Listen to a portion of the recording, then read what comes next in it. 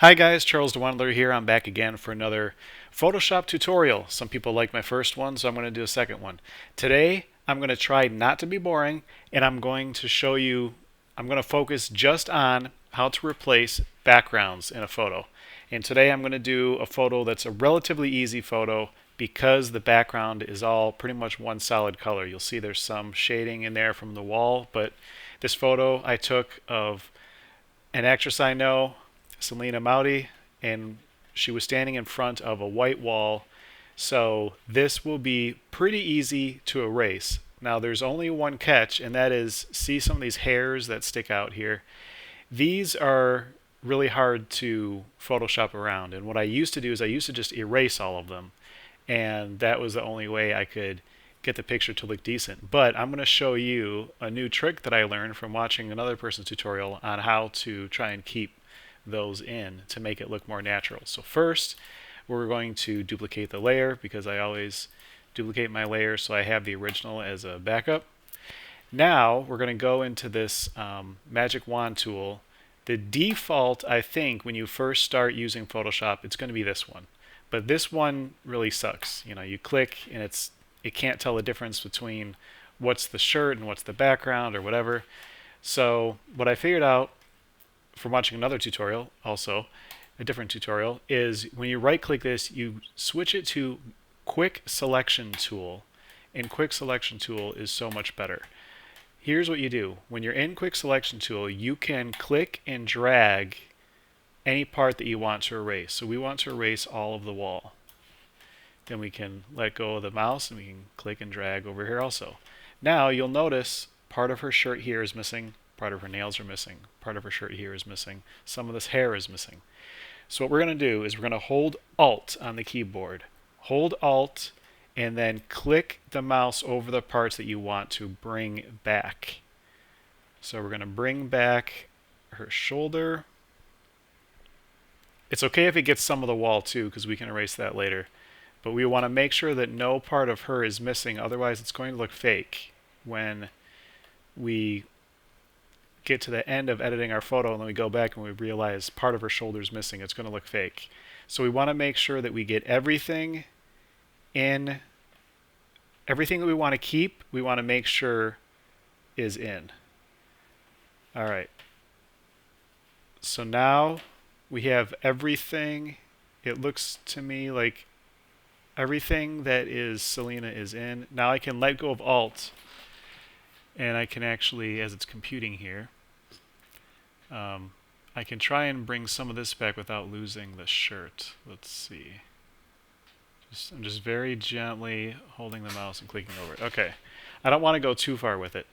Now I'm going to right click and click feather, and let's just do like a 2 so that it's not a hard edge. It's a little bit soft so that can kind of hide the editing a little bit. So I'm going to click OK. So as you can see right now, we have all of the background highlighted and not any of Selena Mauti highlighted.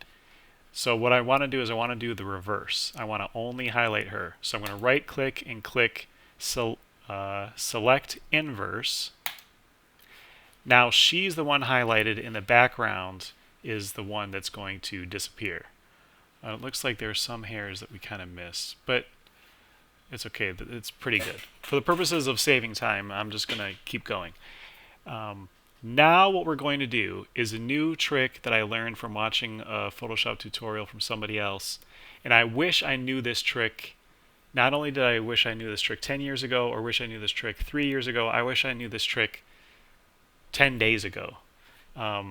This is a brand new trick that I tried to do last year and I couldn't get it to work, and then I watched a different tutorial from a different person recently and I tried to copy them and I was able to get it to work. So you click this thing that says refine edge up here. While she's highlighted, okay, we click refine edge.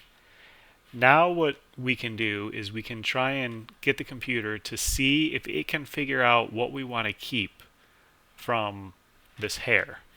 So I'm going to zoom in. I'm going to hold Command plus and I'm going to zoom in and try and get to just her hair. I don't care about like her shirt or anything. I just want to get the hair. So let's see, we can adjust the radius. Oh, we don't want to do that. That looks bad. Let's bring that back down. So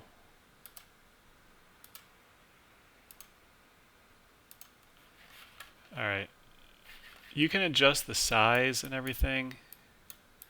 For the purposes of time, oh yeah, see, that looks pretty bad. So I think that was one of these. Let's not touch those yet. Let's just focus on the actual brush tool itself that we're going to erase with. So we can clean up some of this around here. What we want to do is we want to just barely touch the hair. Because watch, if I go into the hair like this, it's going to try and erase part of her face. Oh, it didn't do it yet. It will, trust me. Okay, I'm going to click undo. What we want to do is we want to just get the edge of this so that the computer can try and bring back some of those hairs and get rid of some of that white.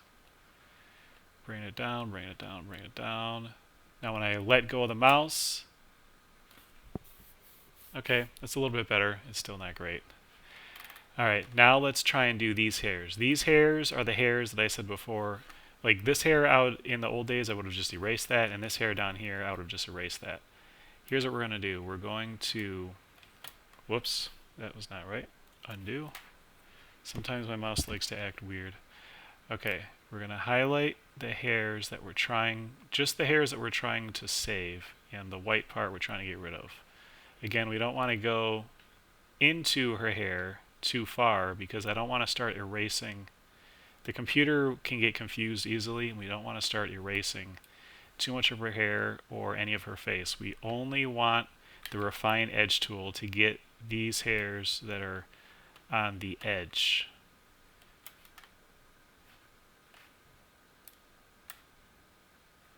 And sometimes after you click it, you can click it again and it'll get a better edge the second time.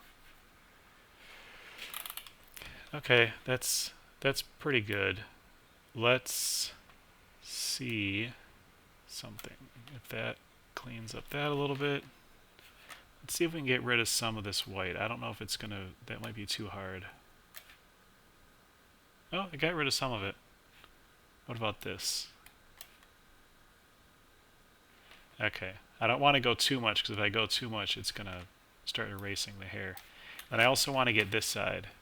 So let's just go around just the edge. Just the edge right there. The edge right here. And let's get all this stuff right here, which I would have normally just erased back in the day. But it makes it look a little bit unnatural when there's no hairs coming out. If we can try and keep some of that, it'll make it look more natural. Let's see if we can bring some of this back. It kind of took away too much. Looks too jagged to me. Undo. Oh, yeah. Doesn't really look any better. Okay, now that we have done the edge around her hair, we're not going to do the edge around the rest of her, just her hair. Now we're going to adjust these knobs here. Smooth a little bit so it's not quite so jagged. Maybe a little bit more feathering. A little bit of contrast maybe. Okay, good. Yeah, that increasing the contrast gets rid of some more of that white that's trying to seep through on the edges. You can also click decontaminate color, and that will also help. Let's see, it's starting at 50. If we bring it higher, it'll try and get rid of more. If we bring it lower, it'll get rid of less. But see, if we go too far down, it's putting a lot of that white back in. So that looks pretty bad. So we're just going to go up to, I guess, 50. Yeah, maybe a little bit higher than 50.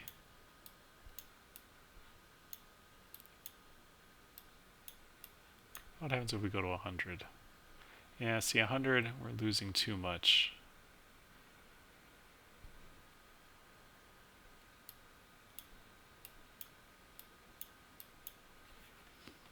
Let me just see what happens if we move these more.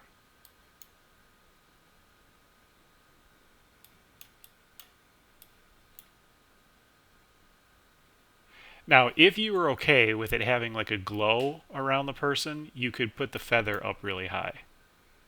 It would give them, well, not that much. It would give them a glow, but we don't want a glow because we want to be able to put a different background behind her. And we don't want a glow. It's going to give it away that the background is not correct. So I'm just adjusting this as much as I can. See, if I go too far with the contrast, it makes the hair disappear completely.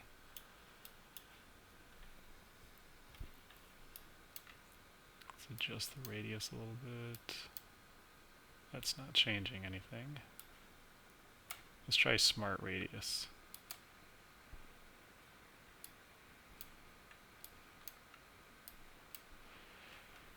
Alright, that's not changing anything either. The hard thing about doing these video tutorials is trying to be a commentator as you're doing what you're doing. So your brain has to do multiple things at one time. I have to adjust the dials and be my own commentator and be my own color commentator to add analysis to what I'm trying to do. So I'm trying to do the job of two wrestling commentators and trying to do the job of the actual photo editing too.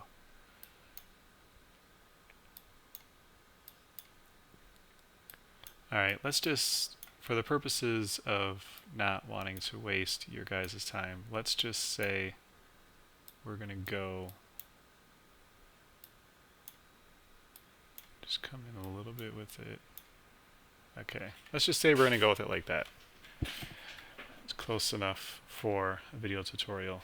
Now I'm going to click OK. Oh, shoot. Nope, I didn't want to do that. Because look, it just made it as a mask. I don't want it as a mask. Let's click undo.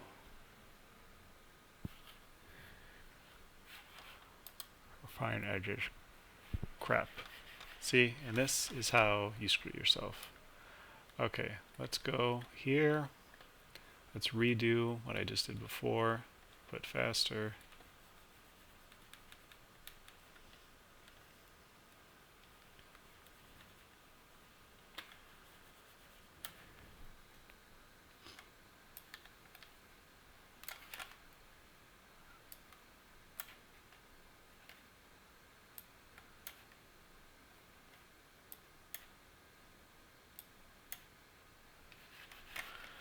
Alright, and this part. Now obviously when you do yours, you're going to put more time into it than what I'm doing here because I'm really just trying to do it quick for you guys so I don't lose anybody's attention span.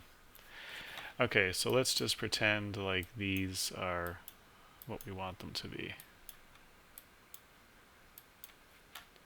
Decontaminate. Okay, close enough for rock and roll. Here's the part I forgot to do before.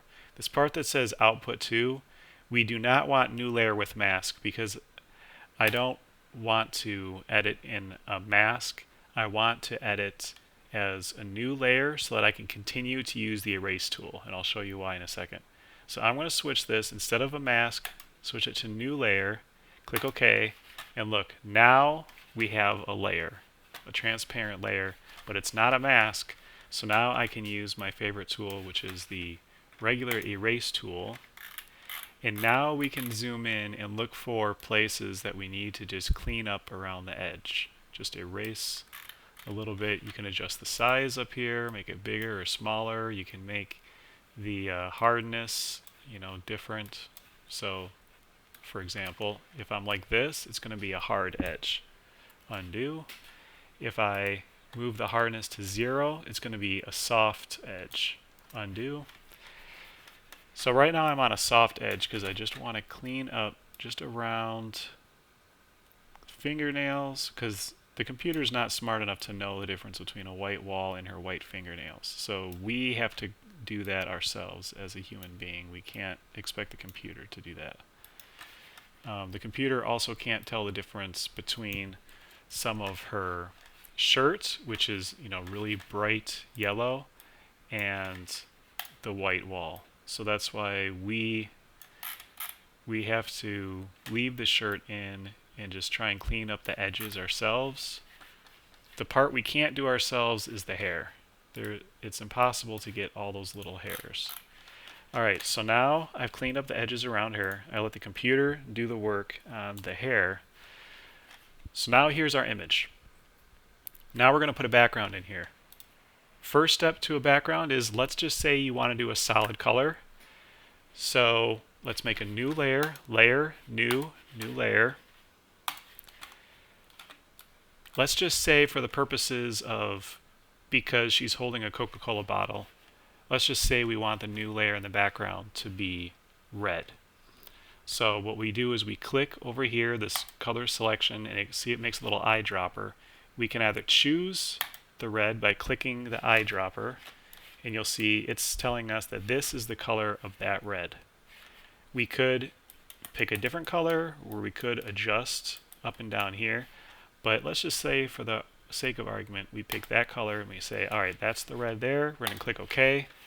Now we're going to click this tool, which is like the color stamp paint bucket tool, and we're just going to stamp the background. Make sure you're selected on this layer. If you're on her layer and you click, it's going to go like that and it's going to look bad. Undo. We're going to be on this layer that's just a blank layer by itself. We click it, boom, it's all red. Nice. Now, I don't like having just a plain solid color. What I like to do is I like to add shading. So I switch to this tool. You can go elliptical or rectangular. Let's just do rectangular. And I'm going to highlight like this. I just want to get the edges. So I'm going to right click and click select inverse. Now I've got the edges. Then I'm going to right click again. I'm going to click feather. I'm going to make it like a big feather, like say 150. Click OK. Now watch this. Edit, image, adjustments, brightness, contrast, and I'm just going to bring the brightness down. It's not working. What's happening?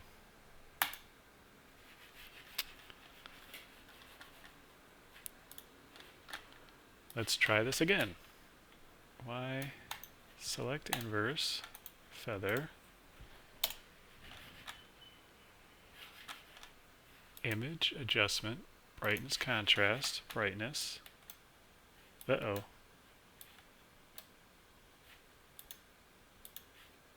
Well, this is embarrassing. Why is it not working?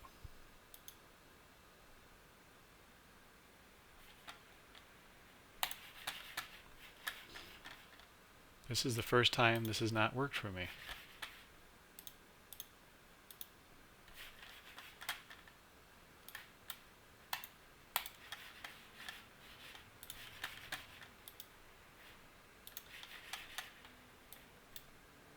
Oh, it worked there. Am I just not able to see it? Undo. Maybe I'm just not able to see it for some reason. Select inverse, feather, image, adjustments, brightness, contrast. That is so weird. Okay, let's go to image, adjustments, levels. And let's take the level at the bottom and bring that down. Nope, still not working. This is the weirdest thing I've ever seen. Okay, instead of doing it that way because it's not working, let's click this color selection tool. Let's click a darker brown, like that, like a reddish brown. Then we'll go back, click this eyedropper tool, and we're going to eyedropper it into there. Boom. Nice. That's the effect I was trying to do with the brightness, but I don't know why it wasn't working. So now we have to click back to the dotted line, deselect.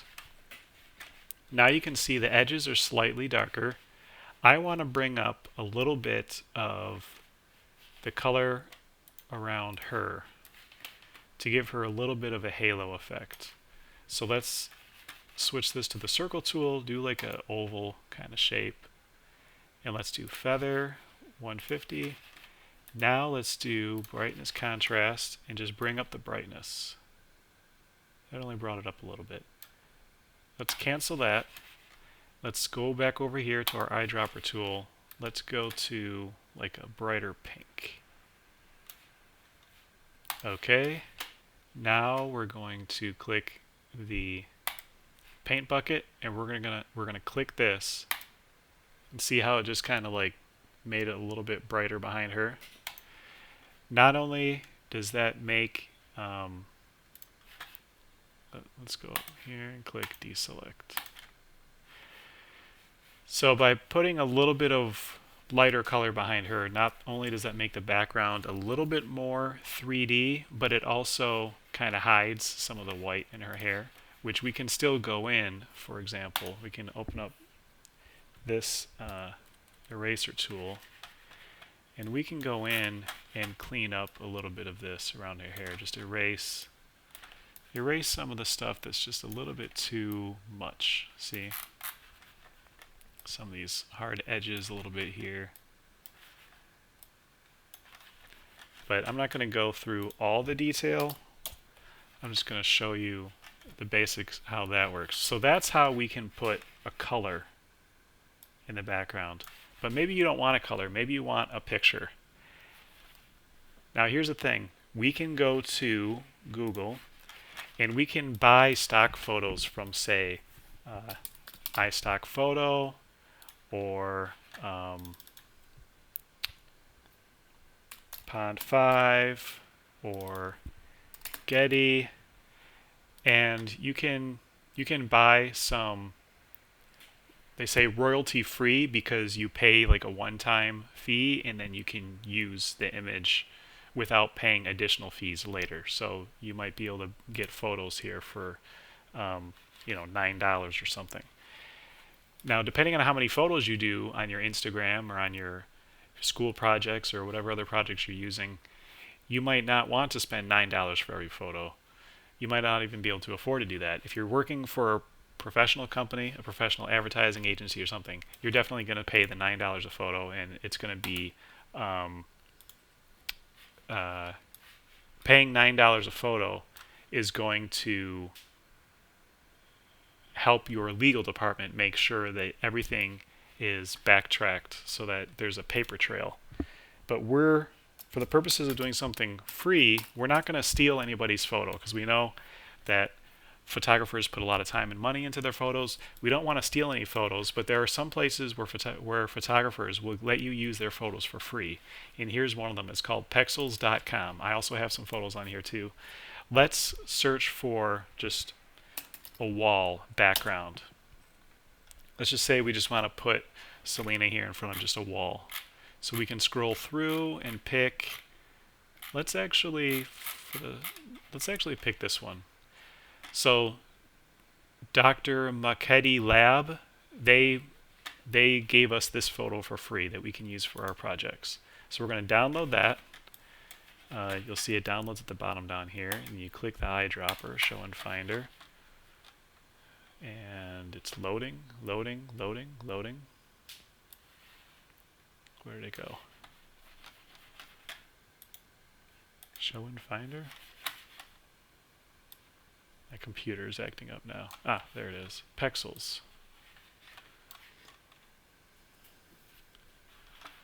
Wow, I got the spinning wheel of death right now.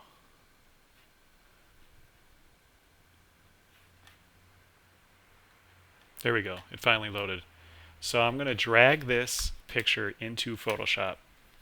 And then I'm going to resize it so it looks nice for, so the edges are, filling up the whole screen. Let's say we want it like that. Double click, it locks it in, and we're going to put it behind Selena. Now, it looks like Selena is in front of this wall. First step, duplicate layer.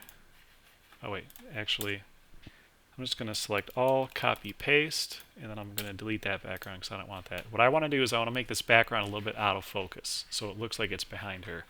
So image, filter, blur, Gaussian blur. Whenever I add backgrounds, I always make them a little bit out of focus so it looks like it's 3D. So right now you can see how hard the edges are here. When we make it out of focus, it's gonna just kind of blur like that. Now it looks like it's behind her. So that's good. you can adjust it based on each photo will be different depending on the size of your photo. Okay, let's click OK. Let's go up to her. She's a little bit out of focus, it looks to me. So I'm going to go up to Filter, Sharpen, Smart Sharpen, and I'm just going to adjust the sharpen on her just a little bit. As you can see, her eyes and everything are coming back a little bit. So I think that is pretty good. Now she looks like she's in focus and the background is out of focus, so it looks 3D.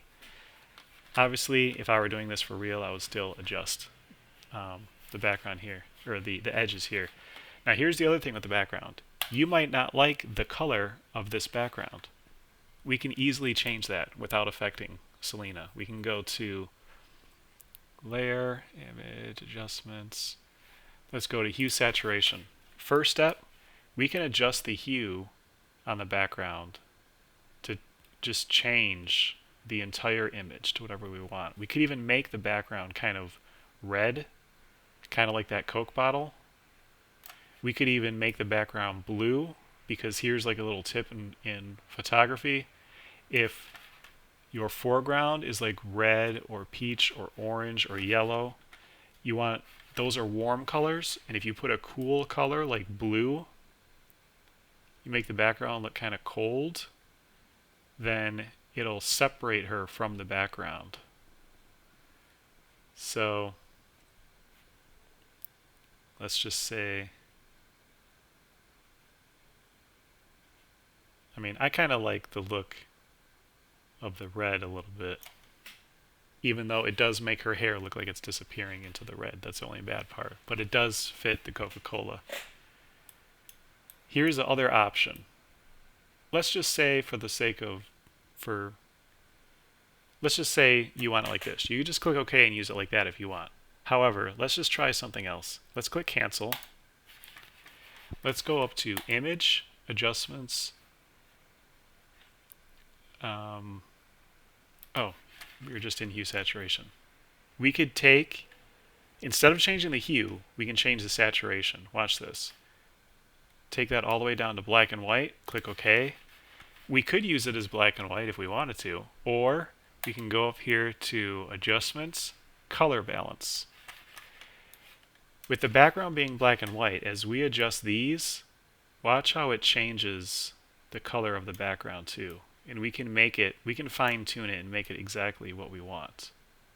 If you're okay with it being like all one solid color instead of being, when you put it as black and white, it neutralizes all the color.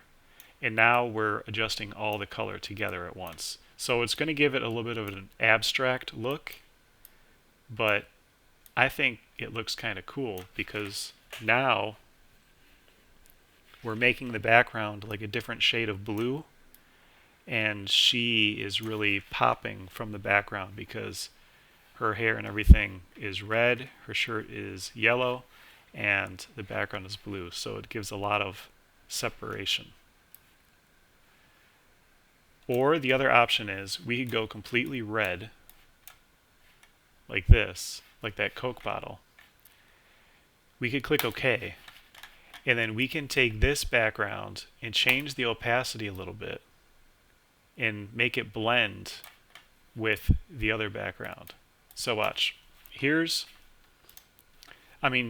are so many different things you can do with backgrounds that I'm trying to show you different options because you can literally do whatever you want. It's whatever your imagination wants to put in here.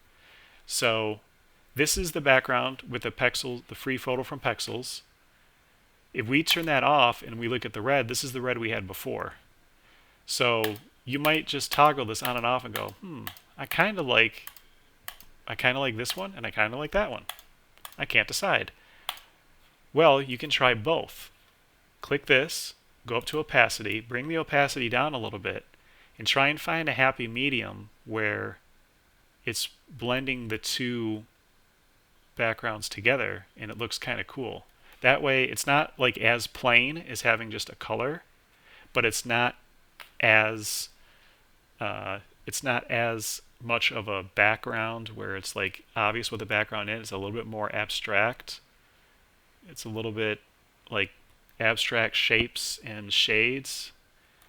And I think that looks pretty cool because look, these shadows and lights in the background, you don't really know exactly what they are, but put it helps add more elements to the image so it's not just a color. It kind of has more layers. And of course, like I was saying, you can adjust the shading that you want. You can adjust how red you want this to be.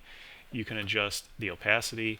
Everything is up to your personal eye and your personal taste of what you want it to look like.